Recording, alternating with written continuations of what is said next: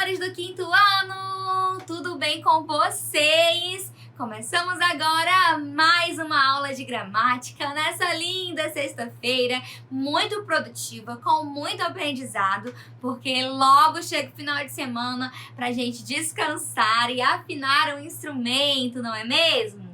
Agora, vamos para o nosso conteúdo, que ele é bem importante, é o uso do X que nós vamos aprender hoje. Eita que o X, ele é multifuncional, tem vários sons, né? A partir dele a gente pode formar vários sons nas palavras. E é sobre esses sons e regrinhas gramaticais que nós vamos trabalhar hoje. Para iniciarmos, vamos observar aqui esse pequeno texto que fala sobre o uso do X. Olha só, o uso do X é um caso de irregularidade ortográfica. Ele é usado em 5 casos diferentes de grafia. São eles para substituir o CH, né, que é aquele sonzinho de CH. X, né, o som do X. Também tem som de S, como na palavra texto. Tem som de SS também, como na palavra auxiliar. Tem som de CS também, olha só, como na palavra complexo.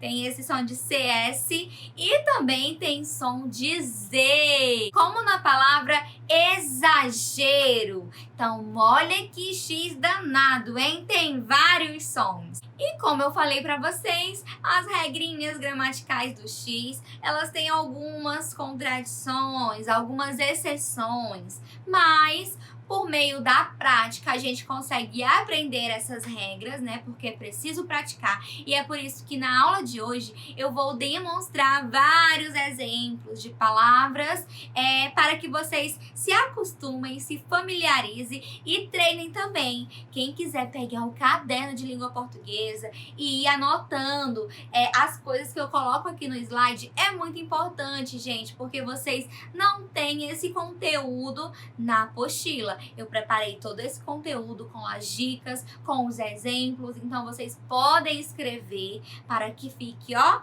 fixado, ó, mais uma palavrinha com X, fixado. Então vamos lá.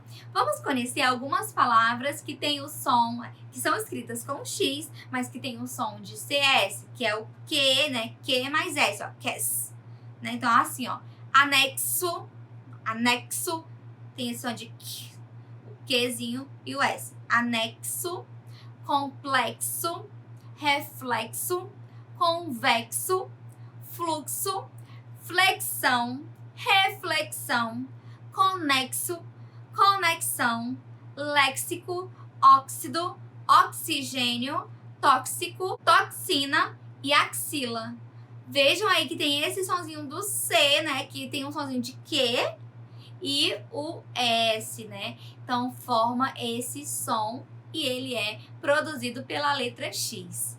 Como eu disse, o X também tem som de S simples, antes de consoante. Veja só, explorar, texto e textual também, extrair, extinção, experiência, expectativa, extremo, extremidade, externo. Então, quando o X ele está antes de uma consoante, ele atua com o som de S. O X também pode ter som de SS quando ele está antes da vogal. Então, se ele está depois, ele tem som de um S simples, né? Um S só. Agora, se ele está antes da vogal, ele tem o som de SS. Vejam só. Auxiliar, próximo, proximidade, máximo. Vejam aí o sonzinho do SS. Em alguns casos, o X também não tem nenhum valor fonético na leitura. Olha só, exceto, excesso, exceção, excelente. Nessas palavras, o X ele está aí apenas para compor, né? Porém, ele não emite um som de X. Além de todos esses exemplos, o X também apresenta o seu som, né? O som clássico de X, que tem aquele som parecido com o CH que muitos confundem. Então, ó, lixo, esse é o som real do X, ó. O som clássico, aliás. Lixo, xisto, picho, xadrez, checkmate, xilindró, xiita, xícara, abaixo e xingar. Como eu também já disse, o X, ele pode ter o som de Z também, gente. Som de Z, ó. Vamos lá. Exame, executar, exemplo, êxito, exibição, exagero.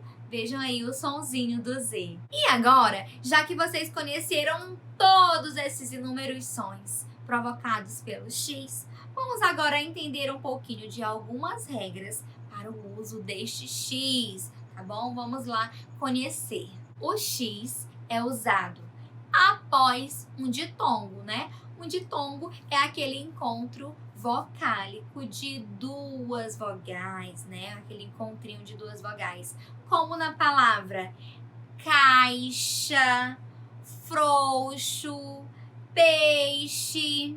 E nesse caso de ditongo, existe uma exceção. Uma exceção é uma quebra da regra, né? Então, se a regra é use X após ditongo, então, quando eu tenho a exceção, aí eu digo menos em tal caso, né? Então, a gente vai utilizar o X menos nas palavras recalchutar e os seus derivados, tá bom? A língua portuguesa originou-se do latim, né? E aí, algumas regras não se aplicam a algumas palavras na nossa língua por causa da sua origem. E aí tem toda essa questão. Então, a exceção nesse caso aqui é quando for palavras derivadas de recalchutar, que é escrita com CH. Nós também usamos o X após a sílaba inicial em, com EN. Podemos observar isso nos exemplos enxame e enxada. Porém, nós temos também uma exceção a essa regra. Veja só. Palavras iniciadas por CH que recebem o prefixo em, que é um assunto que você já conhece, que é o prefixo, né? Que é aquele termo que vem antes do radical. Então, quando a palavra ela tem CH e ela tem o prefixo em, né? No caso, não é o radical, mas sim um prefixo. Nós não utilizamos o X, utilizamos o CH mesmo. Ó. Como, por exemplo, encharcar, enchiqueirar, encher. Essas palavrinhas aí, elas não são o radical. Elas estão aí sendo derivadas de outras palavras que já iniciam com o CH. Então, o em, nesse caso, ele está sendo apenas um prefixo. Por exemplo, ó, encharcar. A palavra radical de encharcar é charco, de cheio, de molhado. Então, a palavra radical é charco. E encharcar é derivado da palavra charco. Já enchiqueirar deriva de chiqueiro. Chiqueiro é com CH. Então, enchiqueirar acrescenta apenas o prefixo, né, que é a palavrinha em, né, o prefixo em, e aí forma a palavra enchiqueirar. Por isso é com CH também. O mesmo caso acontece com a palavra enchente, tá bom? Porque encher, né, é derivado da palavra cheio. E também os derivados de encher, como enchente, enchimento, preencher, todos esses vão ser com CH, justamente porque obedece o radical da palavra. E os demais são apenas prefixos. Ok, entendido? Então, sempre, só recapitulando a regra, após a sílaba inicial em, usa-se X, exceto, né, menos nos casos em que o em é um prefixo de uma palavra que tem CH. Tudo bem? Entendido? Se ficarem com dúvidas, Perguntem, falem pra mim, pra eu poder explicar de uma outra maneira. E nós também temos o X, né, na nossa língua portuguesa, em vocábulos que são de origem indígena, africana e também em palavras inglesas que foram aportuguesadas. Então, olha só, abacaxi, chavante, orixá, xará, xerife, shampoo. Então, essas palavras são de outras línguas que foram adaptadas para o português ao longo dos anos. E aí, elas também são escritas sem muitas regras, né? Mas são com X por causa da sua origem.